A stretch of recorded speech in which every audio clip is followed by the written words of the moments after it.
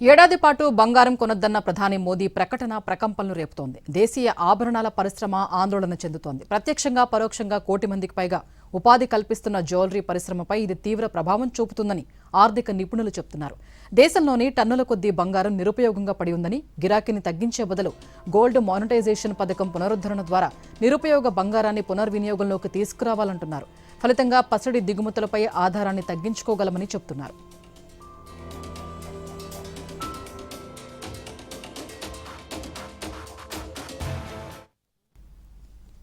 నియంత్రిత సమయాల్లో ప్రజలు మరింత బంగారం కొనుగోలు చేసిన సందర్భాలున్నాయి. పసిడి కొనుగోళ్లు నిలిచిపోతే ఆభరణాల పరిశ్రమతో పాటు ఇతర రంగాలపైన ప్రభావం పడుతుంది. ప్రభుత్వం ఈ విషయంపై పునరాలోచన చేయాలని కోరుతున్నారు పరిశ్రమ నిపుణులు.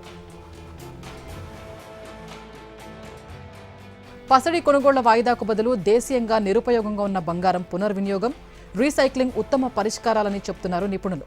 పసిడి గిరాకీ పూర్తిగా మందగిస్తే ఈ రంగంపై ఆధారపడి ఉన్న 3.5 కోట్ల మంది జీవితాలు రోడ్డున పడే ముప్పుందని అసోసియేషన్ ఆందోళన వ్యక్తం చేసింది. దేశీయంగా బంగారం సమీకరణ, ప్రామాణీకరణతో పాటు బంగారం రుణాలు, సెటిల్మెంట్స్ కోసం బులియన్ బ్యాంకును ఏర్పాటు చేయాలని ప్రతిపాదిస్తున్నారు. మెరుగైన నియమావళితో కూడిన బులియన్ బ్యాంకును ఏర్పాటు చేయగలిగితే వార్షిక పసిడి దిగుమతులు 200 నుంచి 300 టన్నుల వరకు తగ్గవచ్చని అసోసియేషన్ ప్రకటించింది.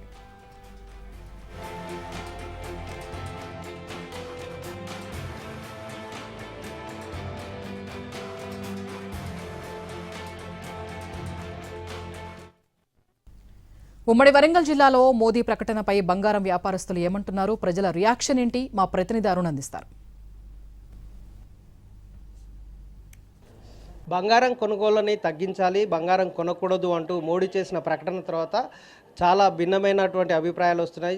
సామాన్య జనంలో బంగారం కొనకుండా ఎలా ఉంటామని ఇటు జనం అడుగుతుండగా, ఇటు ఫంక్షన్స్ కానీ ఇతరత్ర ఏ దానికి వెళ్ళాలన్నా బంగారు ఆభరణాలు లేకుండా మహిళలు బయటికి రాలేము అని చెప్తున్నారు. మరొక వైపు దాని ఇంపాక్ట్ వ్యాపారం మీద పడిందా, బంగారం సేల్స్ మీద ఎలాంటి సిచ్యువేషన్ ఉంది? నిజానికి ఇప్పుడు పెళ్లిళ్ళ సీజన్ జరుగుతుంది, అలాగే ఫంక్షన్స్ ఉన్నటువంటి ఈ నేపథ్యంలో సార్ చెప్పండి, అంటే మోడీ ప్రకటన జరిగి ఒకటే రోజు అయింది, కానీ ముంబై లాంటి ప్రాంతంలో కొంత ప్రభావం చూపిస్తుంది అన్నటువంటి ప్రచారం జరుగుతున్న నేపథ్యంలో ఉమ్మడి వరంగల్ జిల్లాలో కానీ లేదంటే తెలంగాణలో కానీ పరిస్థితులు ఎలా ఉన్నాయి? ఆల్రెడీ బంగారం వ్యాపారస్తులు దాదాపు 6 months నుంచి చాలా లాసెస్లో ఉంటున్నారు. ఎందుకంటే హెవీ ఫ్లక్చుయేషన్స్ నడుస్తుంది గోల్డ్లో. ఈ 1,50,000 1,80,000 నుంచి ఈ విధంగా నడవడం వలన ఆల్మోస్ట్ 6 months నుంచి వ్యాపారాలు లేవు. At the same time Modi గారి ప్రకటన దేశానికి హితమే, కానీ మరి బంగారం వ్యాపారస్తులు కుటుంబాలు, కొన్ని లక్షల కుటుంబాలు దీని మీద ఆధారపడి ఉన్నాయి. మరి వీరికి ఎట్లా ప్రత్యామ్నాయం మోదీ గారు చూపిస్తారనేది ఒకటి గమనించాల్సిన విషయము. దాని తర్వాత ఈ పెట్రోలు వాటి మీద వారు బాగానే ఇచ్చారు, ఎందుకంటే బస్ కానీ పబ్లిక్ ట్రాన్స్పోర్ట్ యూజ్ చేసుకోండి, అది కరెక్టే. కానీ దీనికి ప్రత్యామ్నాయం ఏంది? మరి వీళ్ళు అందరూ కూడా రోడ్డు మీదకి వస్తే ఇబ్బంది కదా. ఎన్నో లక్షల కుటుంబాలు, కారిగర్లు, మేము స్టాఫ్ అందరం కూడా ఇబ్బంది పాలవుతాము. అది మోదీ గారి ప్రకటన వల్ల కొద్దిగా ఇబ్బంది పరిణామే, కానీ ఓవరాల్గా అది ఆ ప్రకటన వల్ల కొంత ఇంపాక్ట్ అయితే కనబడుతుందని నా భావన. అసలే సీజన్ కదా, ఈ సీజన్లో ఎట్లా ఉంది? ఏం లేదండి, అసలు చాలా కష్టంగా ఉన్నది. బతికేదే కష్టం ఉన్నది. వర్కర్స్ మీద మెయింటెనెన్స్, మాకు వ్యాపారస్తులకు కూడా మెయింటెనెన్స్ కష్టం, చాలా కష్టంగా ఉన్నది. గతంలో ఎట్లా ఉండే సార్ సేల్స్? సేల్ 50-50 ఉన్నది, ఇప్పుడు ఆ కొంచెం కూడా పడిపోయింది. మోడీ ప్రకటన చేశారు కాబట్టి కొంచెం ఆలోచిస్తున్నారు. ప్రధానమంత్రి ప్రకటన చేసింది కాబట్టి కొంచెం ఏదో ఉంటుంది, తగ్గుతుంది అనే ఆలోచన కస్టమర్లలో ఉన్నది. మోడీ బంగారాన్ని కొనొద్దు అన్న నేపథ్యంలో మహిళలు ఎలా తీసుకుంటారు ఆ స్టేట్మెంట్ అనేది ఒకసారి ఇక్కడ కొనుగోలుకు వచ్చినటువంటి మహిళతో మాట్లాడదాం. మేడం చెప్పండి, బంగారం కొనొద్దు, మీరు కొనకండి అని మోడీ నేరుగా చేసిన ప్రకటన మహిళలు ఏమనుకుంటున్నారు? మామూలుగా చెప్పాలంటే ఏ చిన్న శుభకార్యమైనా బంగారంతోనే స్టార్ట్ చేస్తాం మనం.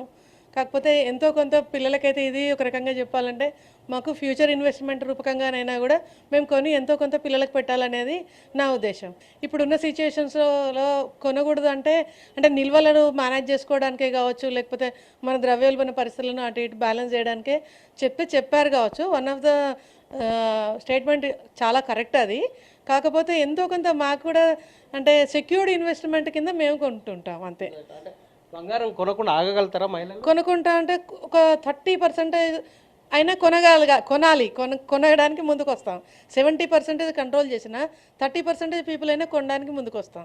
53 లక్షల మంది దేశంలో ఈ బంగారం సేల్స్ మీద కానీ దాని మీద డిపెండ్ అయినటువంటి జనం బతుకుతున్నారు. ఇటు అక్కడ పనిచేసేటువంటి వర్కర్లు, తర్వాత షాపులు, దాంతో డిపెండ్ అయినటువంటి వాళ్ళందరూ కూడా ఉంటారు. కాబట్టి ఈ కుటుంబాలకి ఆల్టర్నేట్ చూపించిన తర్వాత ఇట్లాంటి స్టేట్మెంట్ ఇస్తే బాగుండేది అనేది వ్యాపారస్తుల నుండి వస్తున్నటువంటి సూచన.